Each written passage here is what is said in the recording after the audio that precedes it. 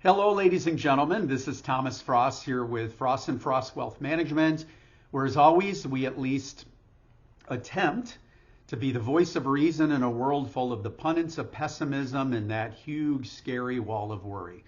So unless you've been living under a rock lately, then no doubt you're aware that the U.S. federal government is currently in the midst of a temporary shutdown.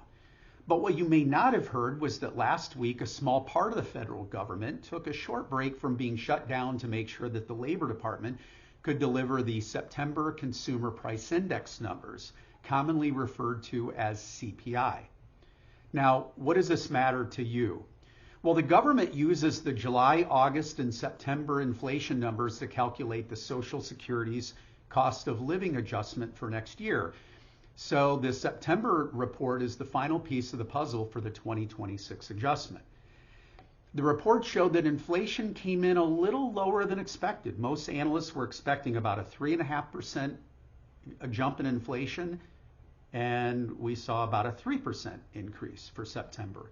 And the core number, which leaves out food and energy for those of us that don't eat or drive, I suppose, came in at 0.2% compared to last year.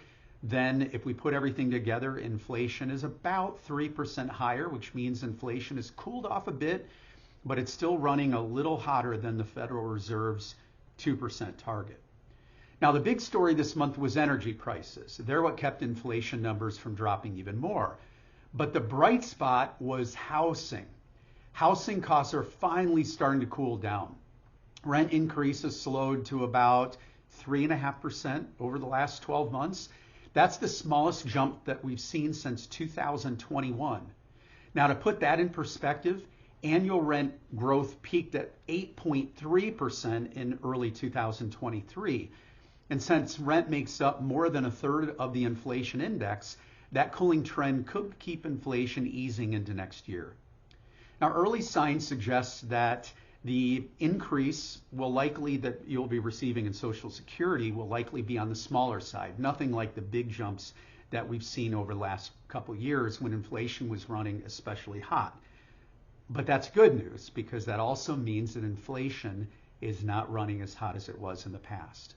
So what's the takeaway? The takeaway is inflation is cooling, but it's not gone. And that affects not just your Social Security, but it also affects interest rates. And it also affects the income plans that we've put together for you. Now, if you have any questions at all about how this might affect you personally, feel free to reach out to our office or simply click the link below. Have a wonderful day.